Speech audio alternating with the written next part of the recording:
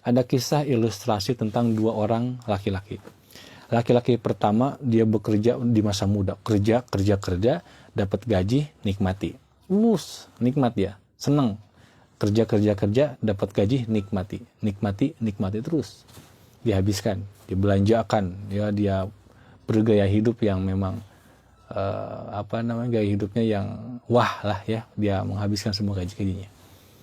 Ada yang kedua, laki-laki kedua ini ketika masa muda dia bekerja, ketika gajian tidak semuanya dia nikmati, tapi dia sisihkan, dia simpan, dia tabung. Kemudian setelah beberapa tahun, beberapa lama bekerja, tabungannya itu dia mulai putar, dia mulai beli tanah, dia bangun banyak kontrakan, dia banyak bikin kontrakan. Terus dia mulai bekerja sama dengan restoran. Untuk nanti ketika restoran itu hasilnya bagi dua kan sama dia. Dia juga merambat ke usaha-usaha lain. Jadi intinya investasi. Walaupun ketika awal dulu dia sederhana hidupnya, nggak mewah karena dia lebih memikirkan masa depan. Nah, singkat cerita, di masa tua orang pertama ketika sudah tidak bisa bekerja, sudah tak mampu, sudah lemah, sudah sepuh, tidak punya penghasilan lain, tidak ada hasil dari manapun, nggak ada. Akhirnya dia menderita, susah hidupnya, ya, hanya mengandalkan pemberian orang lain. Itu pun kalau ada yang ngasih, kalau enggak dia kadang kelaparan, karena dia menghabiskannya waktunya, hartanya ketika masih muda, ketika masih sehat.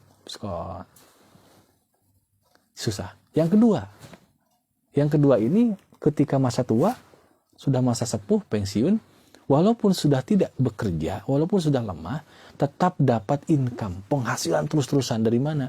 Dari kontrakannya dulu. Nah, yang kedua juga dapat keuntungan dari restoran yang pernah dia dulu beli sahamnya, saham halal. Atau investasi lainnya. Jadi tetap kaya raya. Walaupun istilahnya sudah tidak mampu bekerja, menghasilkan terus. Hingga akhirnya makmur. Nah, analogi dari kehidupan ini adalah, yuk kita harus mikir ke akhirat. Jangan cuma kita lagi muda, masih sehat, segala macam untuk urusan dunia. Semua dihabiskan di dunia. Semua harta kita untuk dunia, bikin rumah gini segala macam untuk dunia. Padahal kita masih mampu untuk beramal, tapi amal kita itu malah untuk urusan dunia. Ketika sudah sepuh, maksud sepuh di sini sudah meninggal, sudah mati, sudah di alam kubur, sudah tidak bisa beramal, sudah tak mampu beramal, tidak ada penghasilan income lagi dari amalnya. Tidak ada. Karena dia sudah inqata amaluhu, sudah terputus amalannya. Hanya mengandalkan pemberian doa-doa dari orang lain, hanya mengandalkan pemberian doa-doa. Itu pun kalau ada yang ngedoain. Itu pun kalau doanya diijabah. Itu pun kalau doanya diterima. Belum tentu orang banyak mendoakan diterima kan. Hanya mengandalkan anak-anaknya. Itu pun kalau anaknya soleh. Kalau nggak soleh, nggak ngedoain. Itu pun kalau anaknya itu doanya diterima. Kalau nggak gimana? Dia tersiksa. Dia benar-benar tersiksa di alam kubur. Tidak punya investasi amal. Tidak ada amal yang terus ngalir, nggak ada. Tapi yang kedua, ketika dia sepuh atau dia meninggal, dia mati, walaupun tidak beramal, walaupun terbaring dengan nikmat di alam kubur, tetap masih ada amal-amal jariah yang ngalir terus, investasi. Dari apa? Dari ketika dia dulu masih segar, masih bisa beramal dengan kuat, amalannya itu tidak hanya untuk kepentingan dunianya.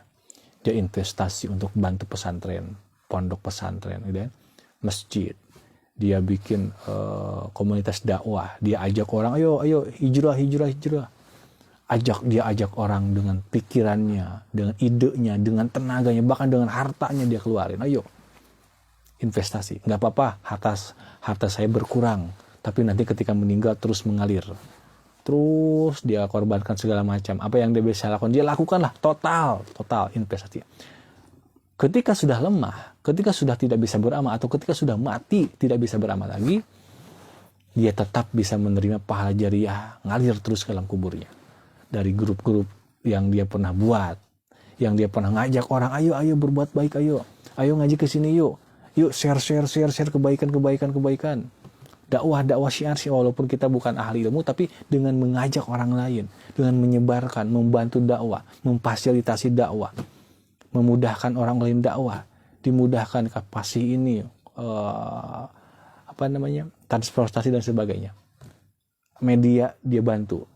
Nah, akhirnya di kubur ini dia menikmati.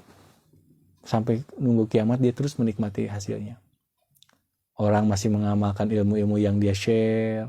Orang banyak berubah, banyak sadar gara-gara dia ngajak, pernah nge-share, pernah mengeluarkan tenaga, pikiran, harta, benda, semuanya dia totalitas. Walaupun dulu di dunia dia misalkan capek, lelah, atau walaupun di dunia dulu misalkan dia tidak bisa menikmati semua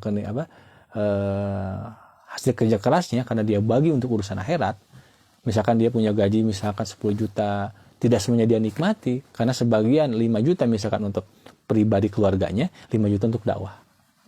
5 juta untuk dakwah terus dakwah. Akhirnya walaupun dia sederhana, tapi dia kaya raya ketika di alam kubur. Yuk, kita harus cerdas, kita harus punya investasi akhirat kita.